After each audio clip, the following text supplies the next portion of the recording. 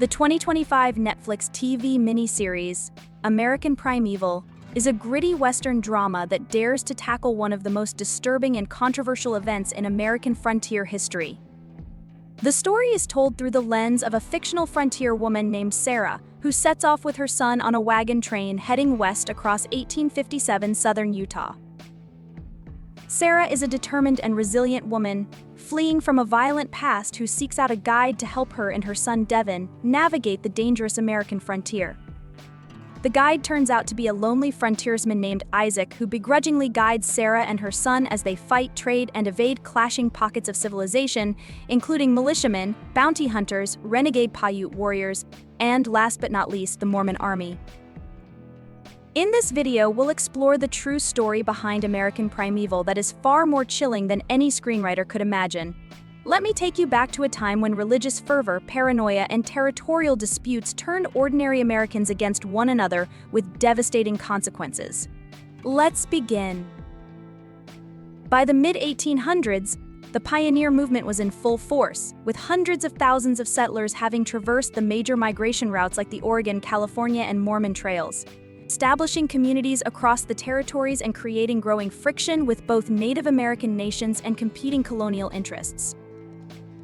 The discovery of gold in California, the Oregon land grants, and religious movements like the Mormon Exodus had transformed the Western territories from a mysterious frontier to a destination for American settlers. It was during this time that tensions between the Mormon territory and the federal government reached a boiling point during what is known as the Utah War. In July 1847, Brigham Young, head of the Mormon Church, led his followers into the Salt Lake Valley, establishing a settlement called Deseret in the Great Basin region where they could finally be free of persecution. The Mormons saw their arrival in Utah as fulfilling a biblical prophecy. Under Brigham Young's leadership, the Mormon Church established their own government, currency, and alphabet, effectively operating as an autonomous entity separate from U.S. control. In 1857, President James Buchanan, seeing the settlement as an act of Mormon defiance of federal authority and accusations that Brigham Young was establishing a theocratic state with himself at its head, dispatched a federal army of 2,500 troops to Utah Territory to suppress what he deemed as a Mormon rebellion that needed to be put down. In response, Brigham Young declared martial law. He instructed his followers to stockpile grain, prepare for possible warfare, and implement a scorched earth policy should federal troops advance. The atmosphere among the Mormons was electric with paranoia, fear, and righteous indignation. It was into this powder keg that the Baker-Fancher party unwittingly traveled. The wagon train, consisting of approximately 140 people, was one of the wealthiest ever to attempt the journey to California. Led by Alexander Fancher and John Baker, the party included about 40 wagons, 200 cattle, and horses estimated to be worth over $69,000 in 1857 currency, equivalent to millions today. The emigrants were primarily from Arkansas and Missouri, a detail that would prove fatefully significant. Many Mormon settlers harbored deep resentment toward anyone from Missouri, where they had faced violent persecution in the 1830s. Adding to the volatile mix, the recent murder of beloved Mormon apostle Parley Pratt in Arkansas had inflamed anti-Arkansas sentiment among the Mormon community. As the Baker-Fancher party traveled through Utah Territory, rumors began circulating, entirely unfounded, that some members of the party had participated in anti-Mormon violence in Missouri and had poisoned a spring resulting in the death of Native Americans and Mormon cattle.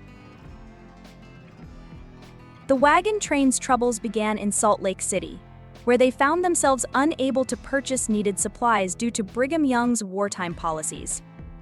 Frustrated but determined, they headed south along the old Spanish Trail toward California.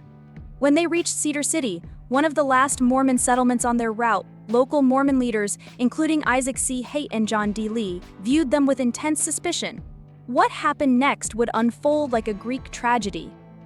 On September 7, 1857, as the party camped in the pristine Mountain Meadows Valley, they came under attack. The initial assault was carried out by Mormon militiamen disguised as Native Indians wearing war paint and dressed in traditional indigenous clothing along with an actual band of local Paiute Indians. The Mormons were able to draw the Paiute warriors into the conflict by convincing them that the Baker Fancher Party was hostile toward Native Americans. They fabricated stories about the emigrants poisoning water sources and behaving disrespectfully toward indigenous peoples. All of this was done under the guise of Indian savagery. It was at this point that the attack was unexpectedly repelled by the well-armed emigrants, who quickly formed their wagons into a defensive corral and dug rifle pits. For 5 brutal days, the Baker Fancher Party held their position under siege. The emigrants' skilled defensive tactics proved effective. They were experienced frontiersmen and had plenty of ammunition. Their wagons, arranged in a circular fortress, and their hastily dug rifle pits provided excellent protection. However, there was one thing that was out of their control. Their water source was outside the corral, and the attackers had them pinned down under the scorching September sun. During this time, local Mormon leader Isaac Haight sent a messenger to Brigham Young in Salt Lake City, ostensibly seeking guidance on how to handle the situation. However, without waiting for a response, Haight and other local leaders, including John D. Lee, William H. Dame, and Philip Klingon-Smith, devised a sinister plan that would become one of the most treacherous acts of betrayal in American frontier history. On September 11th, John D. Lee approached the wagon train carrying a white flag.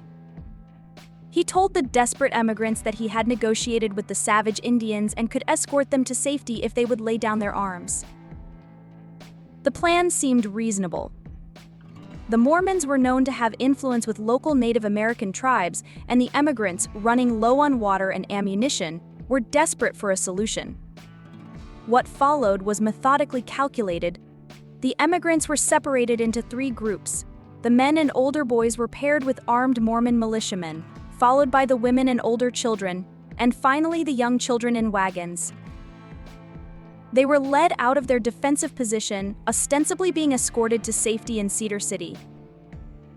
Approximately 1.5 miles from the wagon corral, at a prearranged signal, the utterance, "Do your duty," rang out. In fanatical response, the Mormon militiamen turned and shot the men they were escorting at point-blank range. Simultaneously, Native Americans and other militiamen emerged from hiding places to attack the women and older children. Only children under the age of 7, those considered too young to be credible witnesses, were spared. In less than 5 minutes, approximately 120 people were murdered. The aftermath was equally disturbing. The bodies were stripped of valuables and left to be scavenged by wild animals. Local residents later gathered the scattered bones, piling them into makeshift cairns. The children who were spared, 17 in total, were distributed among local Mormon families. It would take 2 years before federal authorities managed to gather these orphans and return them to their relatives in Arkansas. The aftermath of the massacre demonstrates how quickly humans can shift from perpetrators to conspirators of silence. Within days, the murderers had crafted an official narrative. The massacre was solely the work of Native Americans, with Mormons arriving only too late to prevent the tragedy. This version would be maintained for nearly 20 years, demonstrating how collective guilt can bind a community in a web of deception. The property of the Baker Fancher Party was quickly divided among the killers and local Mormon church officials. Wagon wheels, clothing, cattle, and personal belongings appeared in Cedar City and surrounding settlements. Some participants even brazenly wore the victims' clothing to church services. Brigham Young's role in the massacre remains controversial. His message finally arrived 2 days after the killing, allegedly ordering the wagon train to be allowed to pass unmolested. However, historians debate whether Young had prior knowledge of the planned attack or if his inflammatory rhetoric and martial law declarations had created an atmosphere where such violence became possible. Historical records indicate that several local Mormons did express reservations about the plan but were pressured into silence or participation through threats and religious manipulation. As for the Native American involvement, while some were convinced to participate in the initial attack, evidence suggests their involvement was limited. The federal investigation into the massacre was initially stymied by the Utah War and the conspiracy of silence among local residents. It wasn't until 1859 that Major James Henry Carleton led a military investigation of the site. His men found women's hair tangled in sage bushes and the bones of victims scattered across the meadow. They gathered the remains and erected a cairn with a wooden cross bearing the inscription, "Vengeance is mine. I will repay, saith the Lord." The investigation gained momentum in the 1870s when dissident Mormons began speaking out. Philip Klingensmith, the former Mormon bishop who had participated in the massacre, provided a detailed confession in 1871. This testimony, combined with mounting public pressure, finally forced federal authorities to act. In 1874, John D. Lee was arrested and became the only person ever legally punished for the crime. Lee's trials provide some of the most dramatic testimony about the massacre. The first trial in 1875 ended in a hung jury, with Mormon jurors voting for acquittal and non-Mormon jurors for conviction. The second trial in 1876 resulted in a guilty verdict, largely because Lee's former allies, including Brigham Young, abandoned him to face justice alone. Lee was executed by firing squad at Mountain Meadows on March 23, 1877, at the very site of the massacre he had helped orchestrate 20 years earlier.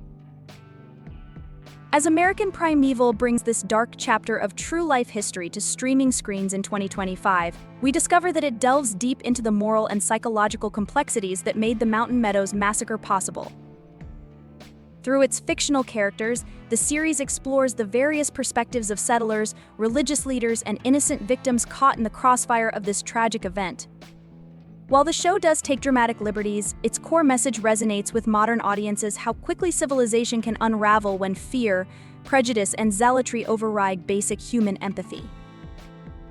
The series aims to serve not just as entertainment, but as a powerful reminder of the importance of religious tolerance, moral courage, and the devastating consequences when these values are abandoned in favor of extremism and violence. Thank you for watching, and please support the channel by liking, subscribing, and best of all, commenting to let us know what you think of American Primeval. And I'll see you next time.